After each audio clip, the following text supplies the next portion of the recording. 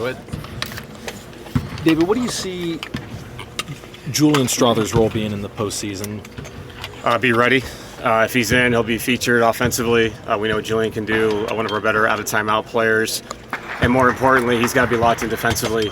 They'll target him with the other guys being who they are. And he's got to be responsible to the coverages we've talked about. And he's one of those guys got to stay ready, just like all of our guys. We know where our first five are.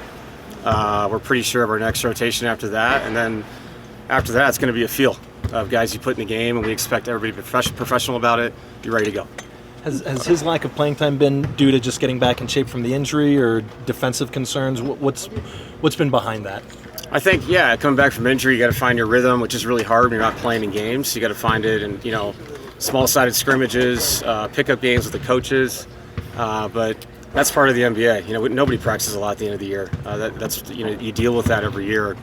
We've gone with a rotation of the last 3 games. That's one. So we'll look at that. But no, everybody's on the table, man. If they're wearing a jersey, I'm gonna look at them to see if they can help us win a game. And Julian especially, a guy that's really impacted our season. So, like I said, offensively he can really help us, and defensively he's got to be responsible with the assignments. In general, Coach, how would you describe sort of your offense for defense kind of subs and the kind of ways in which, like when you're up, when you're down, just how do you approach that throughout a game? I think you can have ideas going into it. Hey, I really like this defensive lineup in this situation, but I know the Memphis game, there were a couple times where Michael had ran long stretches, and maybe it makes sense to put in somebody that's more of a defensive player.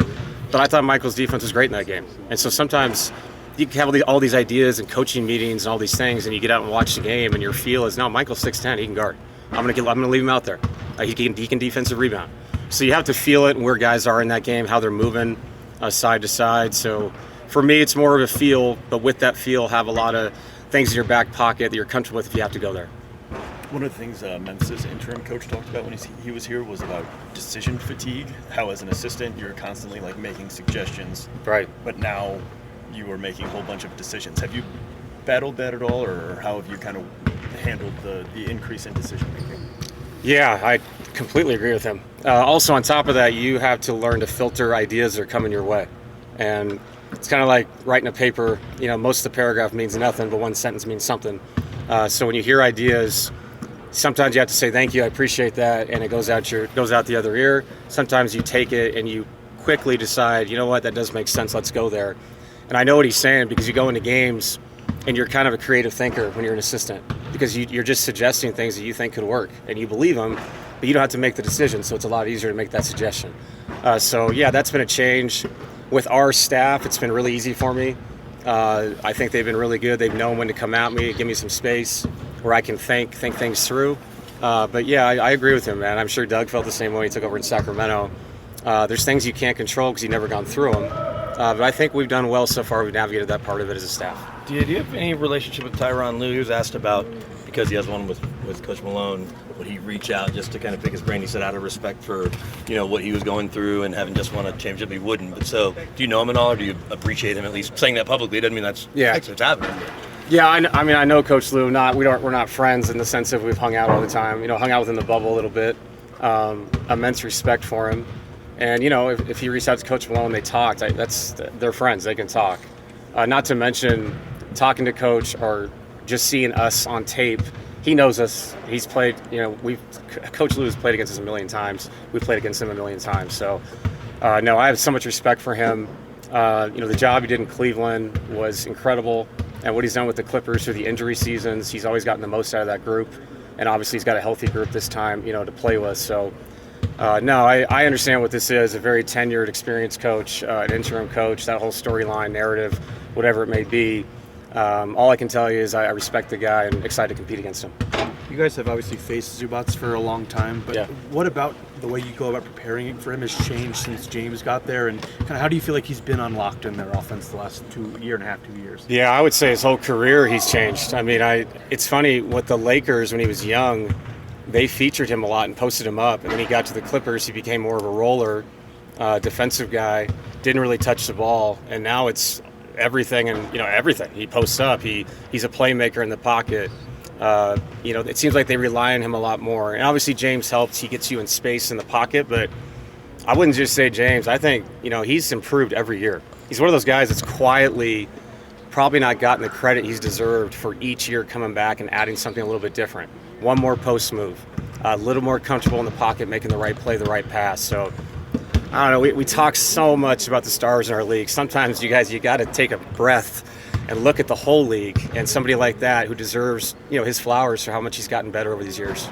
There's plenty of speculation that you've talked to your dad a bunch. Obviously, people talk to their parents, but about these and my mom too. Well, yeah, right. But about these moments, is have you found yourself talking to him a little more, or is he, or have you been preparing for this your whole life? So he's kind of giving you a couple things, like, because it's easy for us to assume, they're talking every day, all the time about this or that.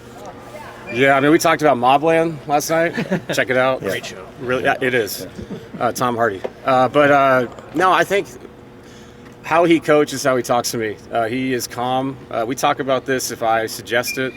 That's how it was when I grew up. Basketball is not the only thing going in our lives. So nice to have that. Someone that's been through it, but also is very cognizant of like what I'm going through, because he's gone through it. So what's the point of adding anxiety to an already anxious situation? So it's nice to talk to your dad about something other than basketball. In the playoffs, we've seen teams kind of junk it up against Jokic in various ways. Yeah. How prepared do you feel like you and your group are for when they're just daring anyone else to make a shot? I think we're prepared, and what you said at the end there is the most important thing. Shoot it. Trust yourself. Sometimes there's 24 seconds in the shot clock. We can't reset the play and try to get it to them again at the 14-second mark. So that's the NBA, and they have great personnel, and that's going to dictate how well they do with all the different adjustments they have. Just like us with James and Kawhi, we have a lot of great ideas, but we're playing against a great player, the two great players that can find space on the court and attack. So it's our job to, one, give them a good plan, two, not overreact, and then three, the other guys, shoot it.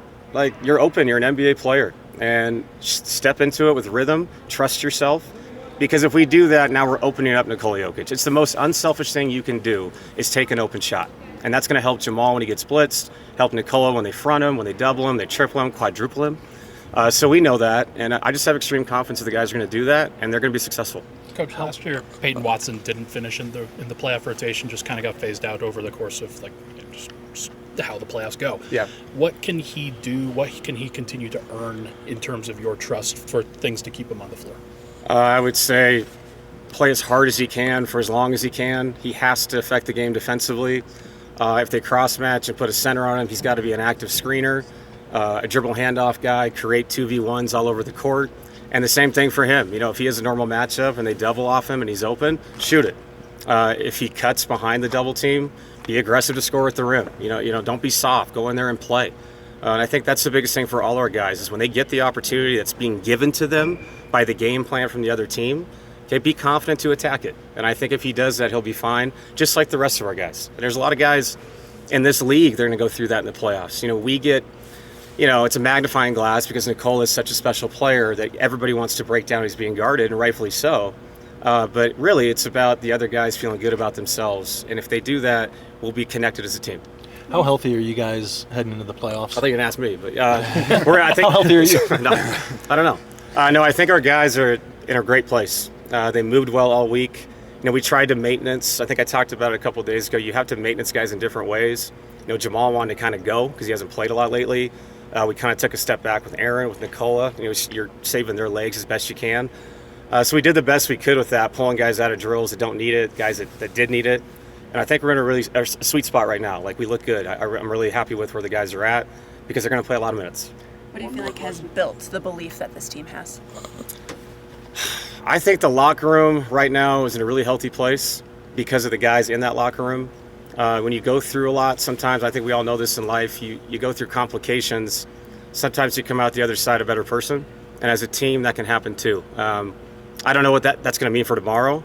All I can tell you is the guys in there are in a really good place. They like being around each other, and they're excited for the challenge. And I told them after this, and I really mean it, we all know this, even for you guys, play 82 games, coach 82 games, cover 82 games. It's time. Like, this is where it's at, and this is where you want to be. And we earned it, and I'm really excited for the opportunity to be in this environment with hopefully a crazed fan base. So I'm really excited. Thank you. Thanks, guys.